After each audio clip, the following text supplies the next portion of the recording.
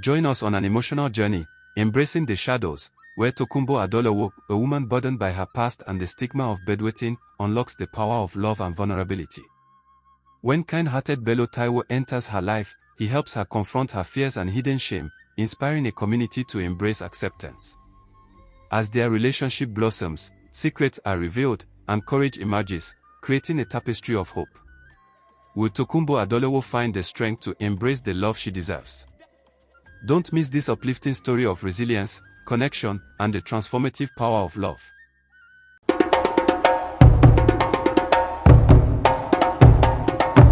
The night was still, but my heart raced as I lay in bed, dreading the morning.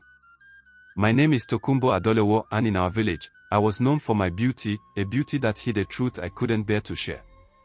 I am suffering from nocturnal enuresis, also called bedwetting. It's the accidental release of urine without intending to while asleep, a childish flaw that clung to me like a shadow, even into womanhood. It tormented me, convincing me I was unlovable, unworthy of the life others seemed to live so easily. What made it worse was the memory of the night it started, the night my parents died. I was too young to remember their faces clearly, but I recall the storm, the screams, and the cold, wet bed I woke up in afterward. Since then, I'd lived alone in a small hut, selling food in the market to survive. The villagers admired me from a distance, whispering about my looks, but I kept them at bay. I avoided crowds, dodged their curious eyes, and buried my sadness deep. My uncles, who never cared for me beyond what I could bring them, decided I should marry. They didn't ask what I wanted, they just saw a chance for a bride price. The suitors started coming after word of my beauty spread. The first one knocked on my door, nervous and sweating. I grabbed a bucket of water and dumped it over his head. He stumbled away, soaked and stunned, while my uncle stared in disbelief. They thought I was just stubborn, so they sent another, a man clutching flowers like a shield. I glared at him, raised my hands like I was aiming a gun, and shouted until he fled. The third was bold, offering a handshake with a smug grin. I beat his hand instead. Soon, the village buzzed with tales of impossible Tokunbo Adolowo, the woman no man could tame. They called me proud, but they didn't know the worry that was bothering me. Each rejection was a shield, protecting my secret but pushing me deeper into isolation. What they didn't know was that the last suitor had lingered a moment too long. He'd seen the damp spot on my mat before I could hide it. His eyes widened, but he said nothing, turning away with a strange look. I waited for the gossip to spread, but it never did. Still, the fear lingered, someone knew, and I couldn't trust their silence forever. Then Bello Taiwo arrived. A newcomer, he didn't heed the gossip about me. Every day, he'd stop by my market store, buying a yam or a handful of nuts, chatting about nothing, the weather, the price of fish, little dreams he had. At first, I bristled. Why won't he leave me alone? I thought, annoyed by his persistence. But his smile was warm, genuine, and it stirred something in me I couldn't name. He was kind and respectful, not like the others who only saw a prize to win. Slowly, I started looking forward to his visits. We'd talk, and for a moment, I'd forget my woes. Still, I couldn't believe he'd care if he knew the real me. What I didn't know was that Bello Taiwo carried his own burden. He'd left his old village under a cloud of whispers, something about a failed engagement and a family disgrace. He never spoke of it, but I saw the shadows in his eyes when he thought no one was looking. Perhaps that's why he saw past my defenses, he knew what it was to hide. One evening, as the market quieted, Bello Taiwo noticed me struggling with my earnings. Numbers always tangled in my head when I was tired. I can help, he offered, his voice soft. I hesitated, then let him. We counted together, and it felt easy. Comfortable. He started bringing small gifts, fruits, a laugh, and I felt myself softening. Then, one day, he looked at me with nervous eyes and said, Tokunbo Adolowo, I really like you. Would you be my wife? My heart leapt, then crashed. Why are you bothering me? I snapped, anger masking the longing inside. I wanted to say yes, but fear choked me. Love felt like a trap, a risk too big. I almost told him everything, about the bed, the shame, but the words caught in my throat. Instead, I pushed him away, but his words lingered, haunting me. That night, I lay awake, wondering if I'd ever be brave enough to let him in. Meanwhile, Bello Taiwo walked home with a heavy heart, knowing he'd have to reveal his own truth soon if he wanted to win mine. Weeks passed, and my feelings grew, tangled with panic. Seeing him in the market made my chest ache, with joy, then terror. What if he gets close and leaves? I fretted. I hid behind my tough act, turning away from his smiles, pretending I didn't care. But I did, and the guilt ate at me. Bello Taiwo didn't waver. He kept coming, patient as ever. One day, I saw him laughing with a woman at another shop nearby, and jealousy flared. He could choose anyone else, I thought bitterly. What I didn't know was that the woman was his sister, visiting from afar. She'd come to meet me, the woman her brother couldn't stop talking about. But in my fear, I saw only threats. The more I pushed, the more I wanted him near. Why can't I just let him in? I whispered, alone at my shop, torn between my heart and my fear. That night, Bello Taiwo sat with his sister, confessing his feelings and his secret. I have to tell her, he said. But I'm afraid she'll run.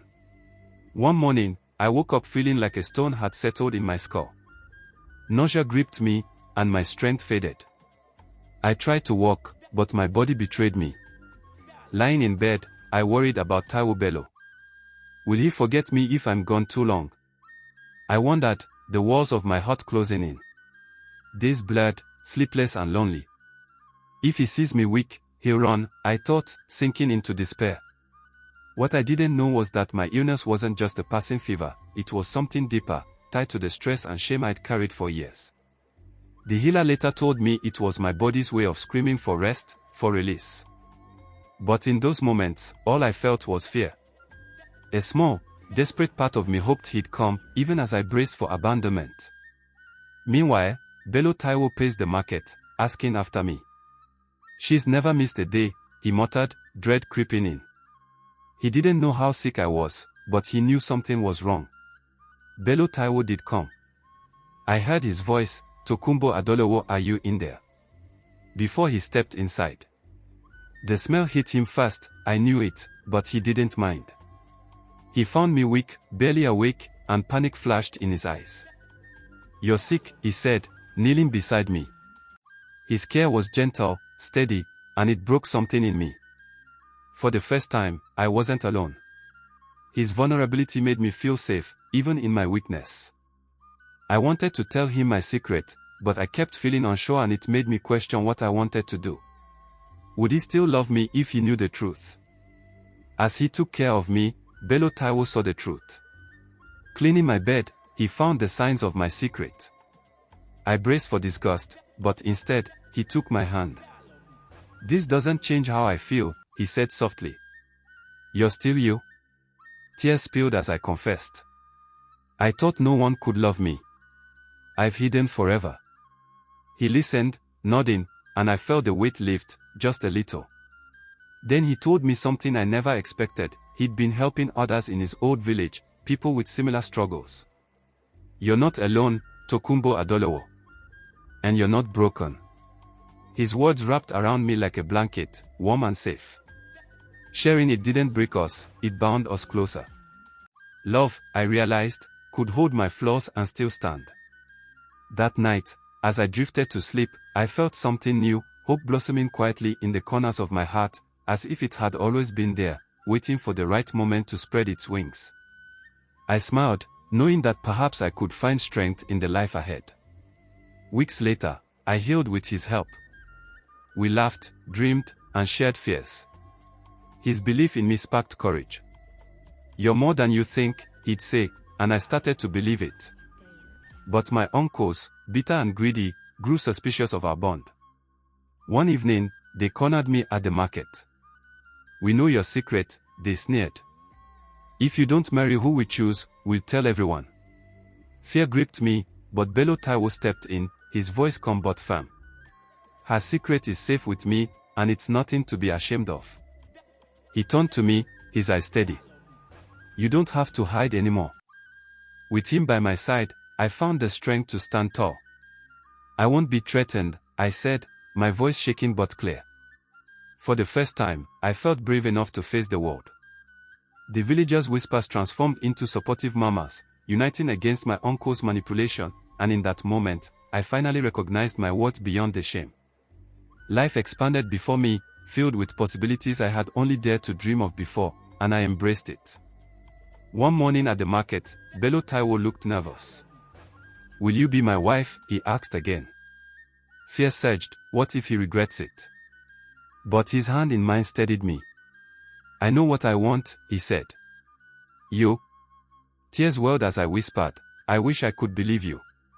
Then, I found a letter tucked in his bag, a letter from his ex-fiancée, apologizing for leaving him. I was wrong, it read. "You deserved better." Seeing his pain, I realized he understood rejection as deeply as I did. "I'll show you," he said, his voice soft. And I nodded, stepping into a future I'd never dared imagine. That night, I lay awake, not with fear, but with a quiet hope. Perhaps love could be different, perhaps it could be a choice, a journey we would share hand in hand, navigating both the light and the shadows together. I could feel a warmth growing between us, something I had never hoped to touch before. Trust blossomed, a new foundation built on our shared vulnerabilities. Together, we could face anything that came our way, each day unfolding a bit more of the beauty we hid inside.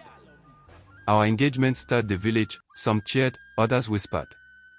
"They don't know us," I said, walking with him. "But we do," he replied. We shared our story, and slowly, hearts opened. One day, a woman approached me, her voice trembling. "I've hidden something too," she confessed. "Your courage gave me strength." She wasn't alone, others began to share their struggles, inspired by her honesty. My laughter grew, and I felt valued. Love, I learned, could change more than just me. Even my uncles, shamed by the village's support, backed down. It felt freeing to no longer live under their shadow, reclaiming my narrative while standing tall beside Taiwo Bello. Our bonds grew, threading our lives and stories into the very fabric of our village. Each interaction brought more life, and the village thrummed with newfound hope. Acceptance spread like a soft, healing breeze. Together, we forged connections with others, helping them unveil their hidden truths and revealing our shared humanity.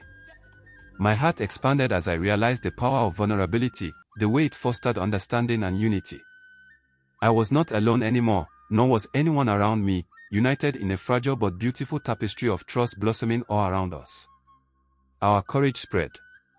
Villagers shared their own struggles, and the air felt warmer, kinder.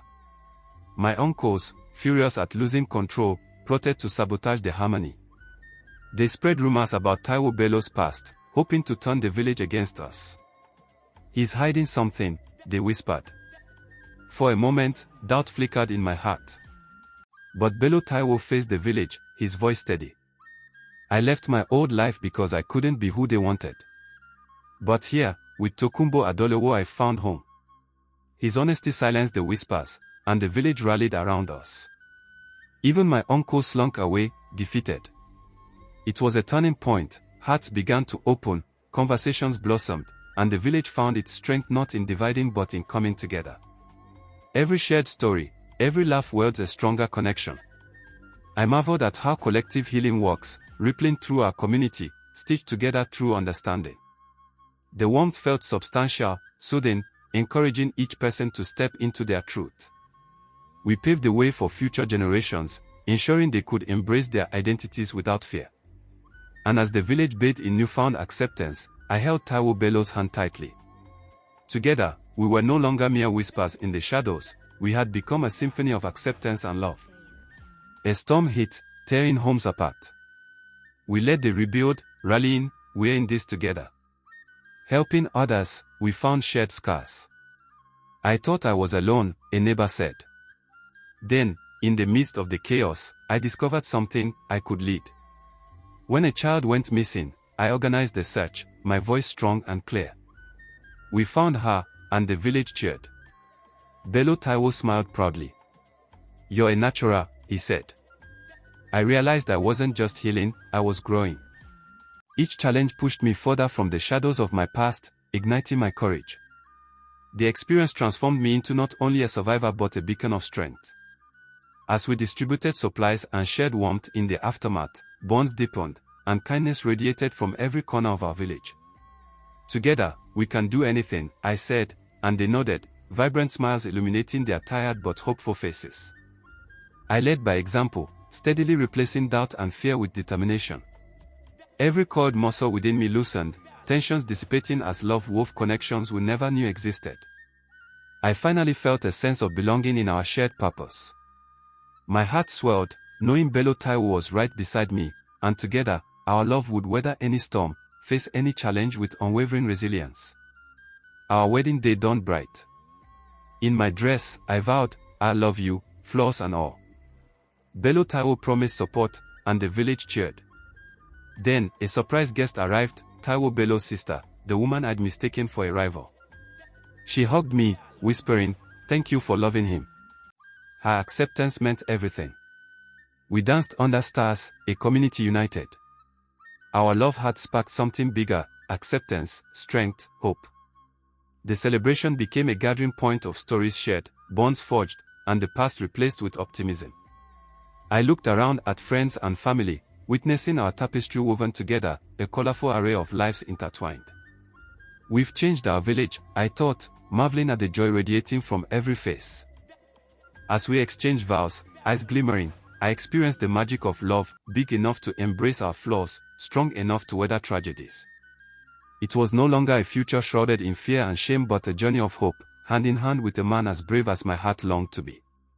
Together, we swayed to the rhythm of life, laughter echoing like songs of praise as we celebrated the bonds we had forged, with the spirits of those we loved guiding us. I felt whole, ready to face any challenge, and to savor this beautiful, vibrant journey. Afterwards, we made our home a haven, started a garden, and grew a community where everyone belonged. One evening, as we sat together, I felt a flutter in my belly. "Taiwo Bello," I whispered, "I think I'm pregnant." His eyes widened, then filled with tears. "A new beginning," he said, holding me close. Our village flourished, a testament to love's power. Hand in hand, we stood at the horizon of our life together, ready to nurture not only a new life but this warm, vibrant community we had cultivated with our hearts and hands. The air buzzed with possibility, filled with laughter and hope. We learned to build bridges instead of walls, laying the foundation for our future. That's when I realized our paths were becoming ever more intertwined. Love radiated in every corner of our home and village, and I felt a deep resolve to never let fear dampen our spirits again. As stars blinked brightly overhead, we etched our dreams onto the fabric of our lives, vulnerable yet beautifully resilient. United by love, we would embrace each obstacle ahead, drawing strength from the community surrounding us. Together, we awaited a life filled with love, laughter, and joy, determined to give our child the courage and love we had discovered, a gift more precious than anything. The end. Thank you for watching. If you enjoyed the story, please give it a thumbs up and share your thoughts in the comments below. Don't forget to like, share, and subscribe for more amazing content. Hit the notification bell to be notified when we post a new video. Your support means everything to us, and we're grateful to have you on this journey. See you next time.